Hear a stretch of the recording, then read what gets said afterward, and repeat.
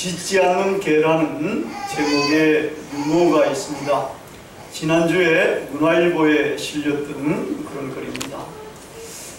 앞집 숙탁은 새벽같이 꼬끼었고 하면서 회를 치는 거예요. 근데 뒷집에 진돗개가 있는데 외부 사람만 접근하면은 그냥 멍멍을 막 짖어대는 거예요. 이게 그들의 일과였었습니다. 근데 언제부터인가 닭도 개도 조용해졌습니다. 그래서 하루는 개가 닭한테 이렇게 물었습니다. 넌 왜 새벽에 회를 치지 않냐? 우리 집 아저씨가 백수가 되었어. 그래가지고 새벽잠을 자는데 내가 깨울 수가 있냐?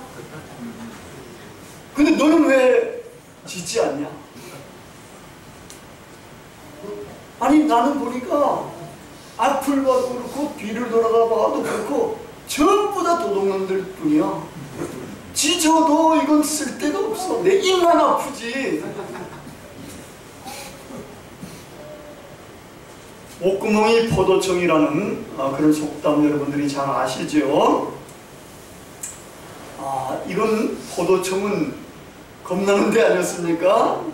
일제시대 때 뭐 순사 경찰 뭐 이런 거하고 비슷할 더 이상의 그런 이제 감을 주는 그런 포도청인데, 하여튼 이 사람들이 그 포도청에 잡혀가면은 이제 뭐 곤장도 맞기도 하고 벌금도 때리기도 하고 감옥에 갇히기도 하고 뭐 여러 가지 일이 벌어지지 않습니까?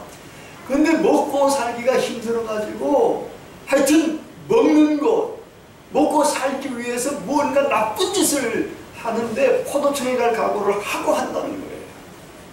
이게 이제 한두 사람한테만 이런 일이 있었으면은 속담이 생겼겠어요?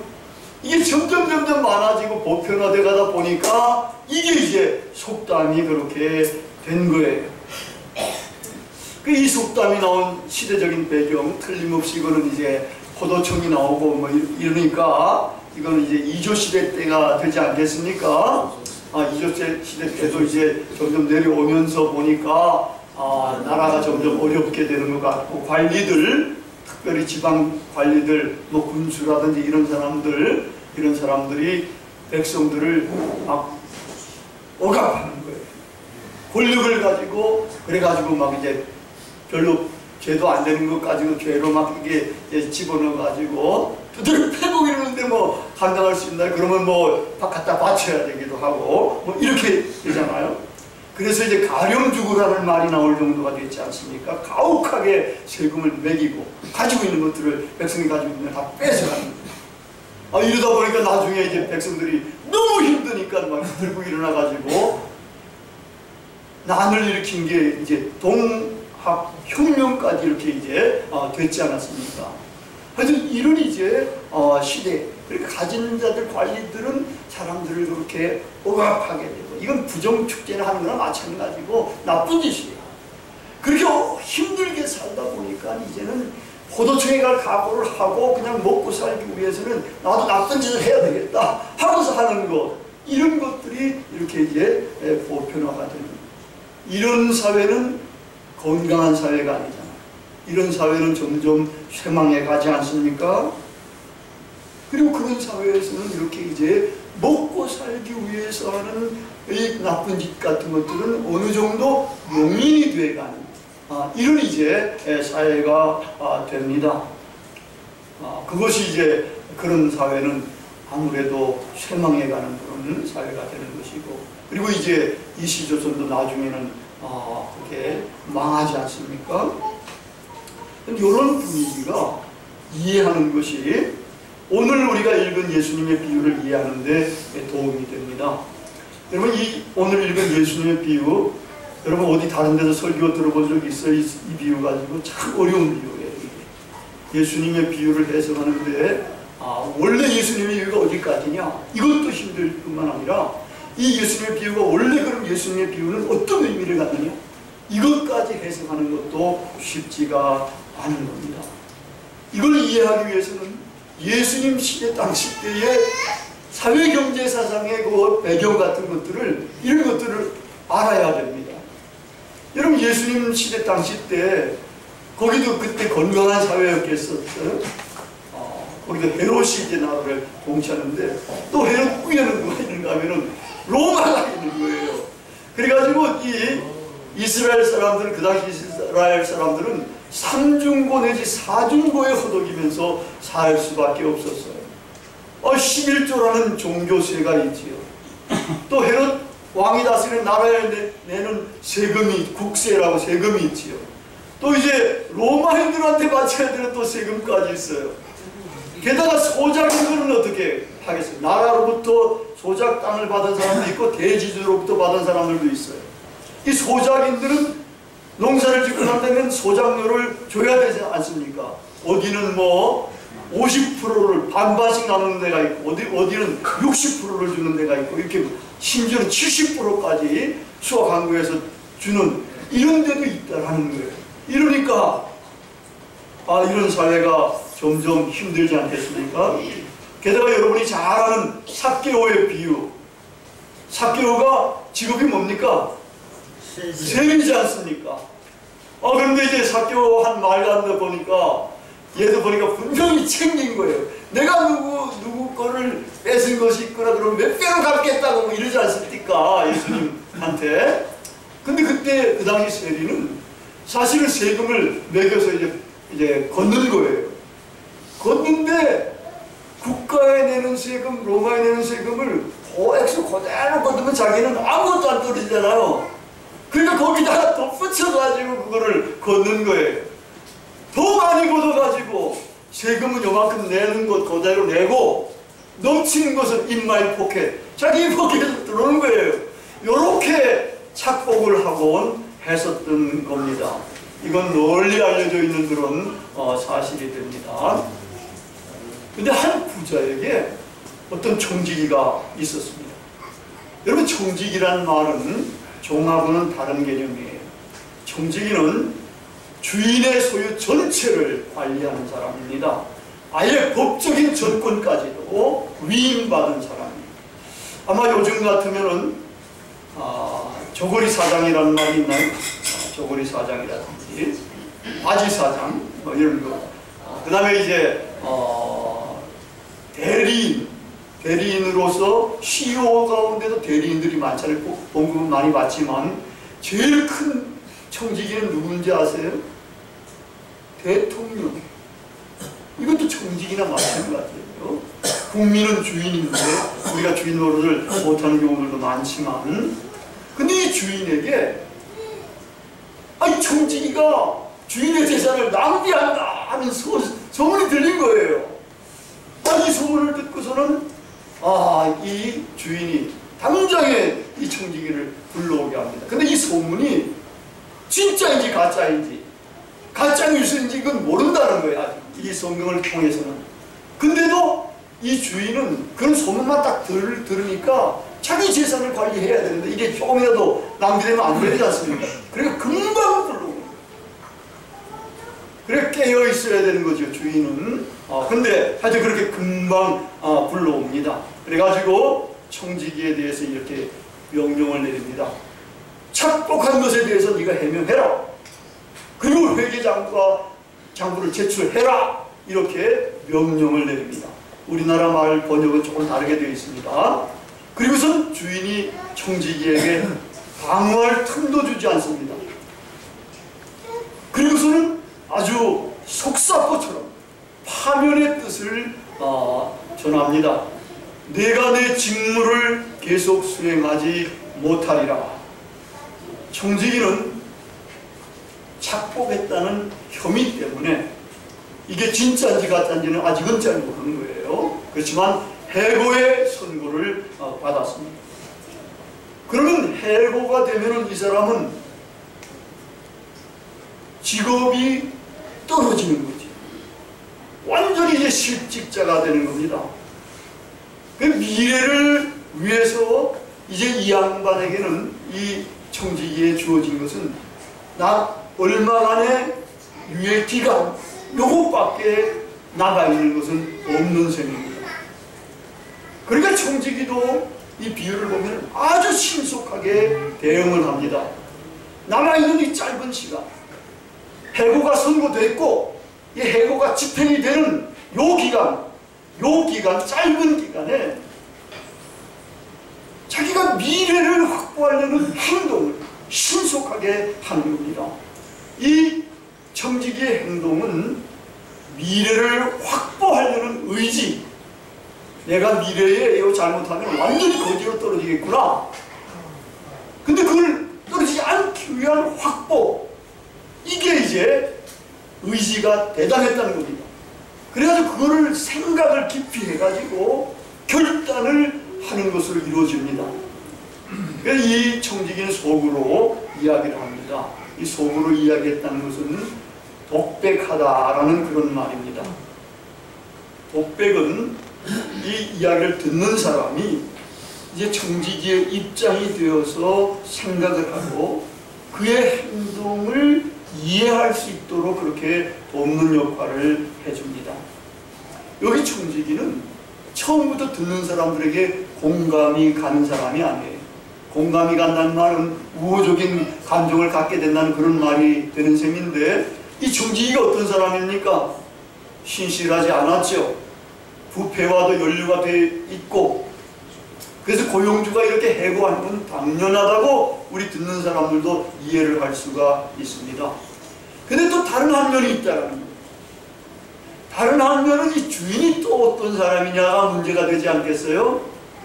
옛날에 대지주라든 지주들은 잘 사는 사람들이고 여기는 좀 못 사는 사람들이고, 이 듣는 청중들도 아주 이렇게 지주라든지 이렇게 청지기라든지 그러면 학을 띄었던 사람들도 많이 있는 거예요.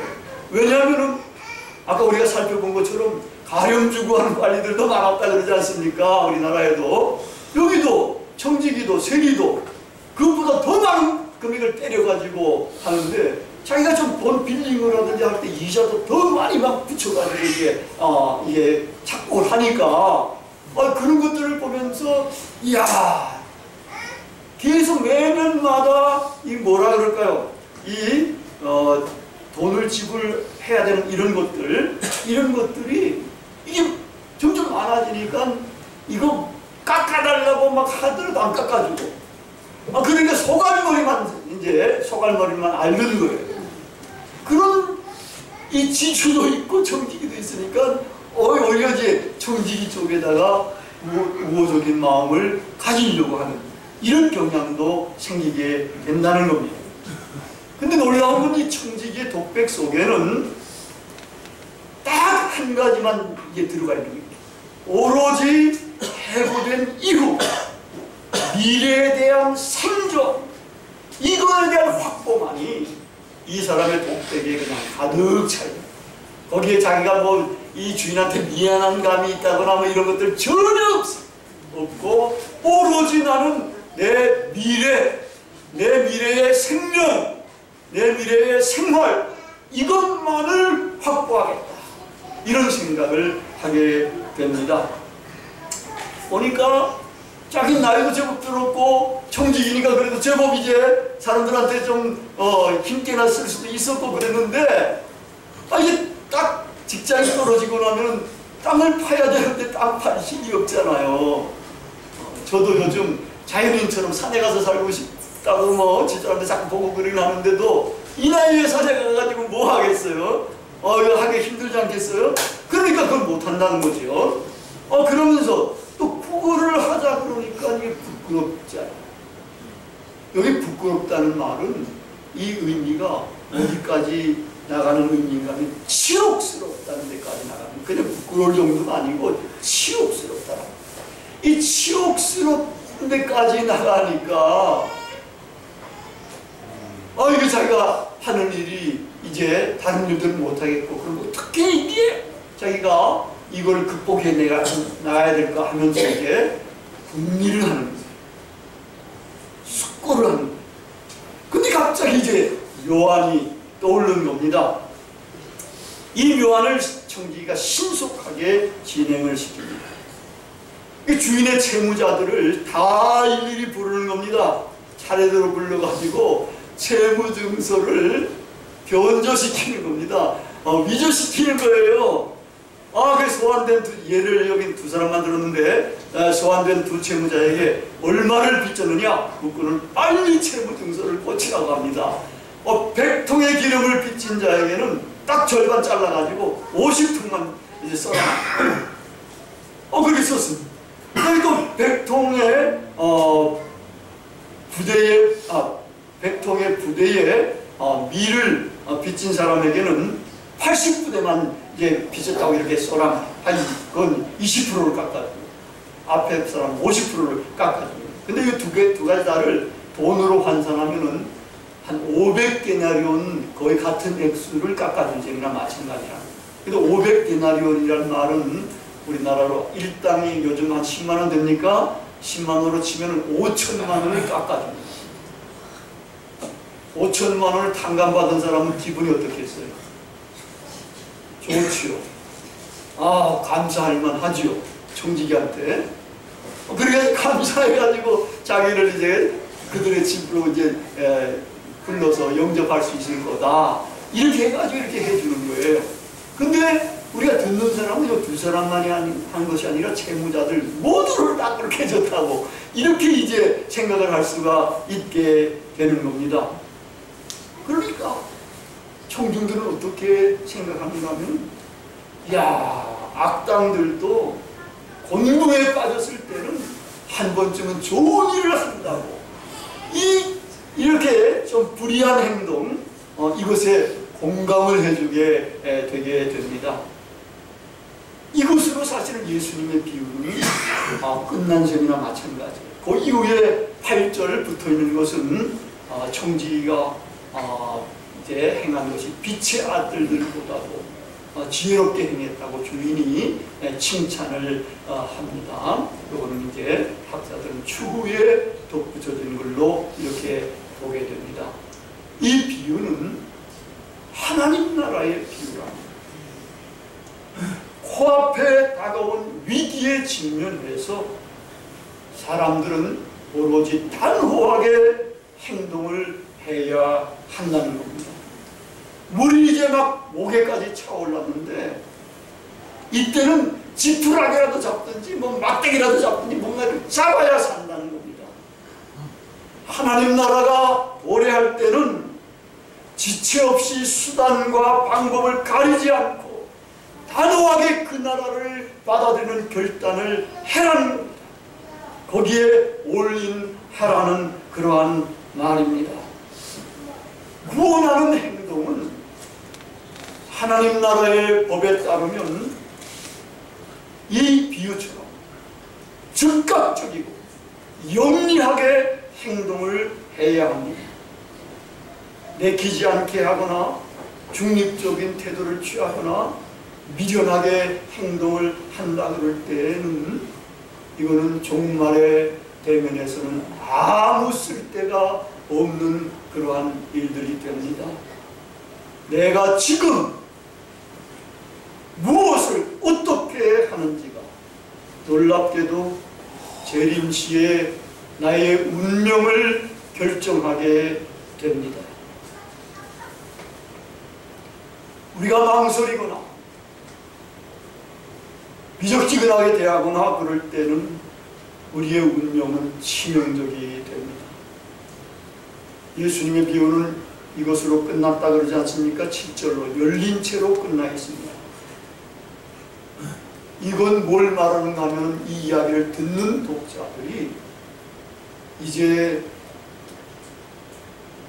하나님 나라에 대해서 받아들이느냐 이거를 결정하라는 거나 마찬가지고, 그것은 듣는 사람의 몫이 된다는 겁니다. 우리 비유를 읽고 듣고 설교를 듣는 여러분들 우리들의 몫이라는 겁니다. 사실 착복한 청지기를 욕할 수 있는 사람은 그렇게 많지 않을 거예요. 왜냐하면 우리들 대부분도 사실은 그런 일에 많이 연루되면서 부정적이고 또 이제 부패하고 타락하고 이기적으로 지금까지 살아온 사람들이 많을 수가 있습니다. 여러분, 장관들, 청문회들 보면 그게 나타나지 않습니까? 그런 사람들조차도 형편없이 그렇게 살아간 사람들도 많이 있지 않습니까? 그렇다면 이미 우리에게 하나님의 해고가 선고된 셈입니다. 하나님의 해고는 선고됐고 아직 집행은 남아있다는 겁니다. 여기에 우리는 중간에 남아있는 시간, 우리에게 주어진 이 생명을 갖고 있는 이 시간만 우리에게 남아있다는 겁니다. 이 시간이 언제 끝날는지 아무도 모릅니다. 오늘 끝났는지 내일 끝났는지 1년 후든지 언제인지 모릅니다. 이건 우리에게 짧은 시간만이 남겨져 있습니다. 지금 우리 어느 분에게는 허리까지 찬 분도 있을 것이고, 어느 분에게는 가슴까지 찬 분이 있을 것이고, 어느 분에게는 목까지 찬 분들도 있을 수가 있습니다. 이런 위기의 시간에 우리도 미래의 생존을 확보하기 위해서 즉각적인 결단을 내려야 합니다.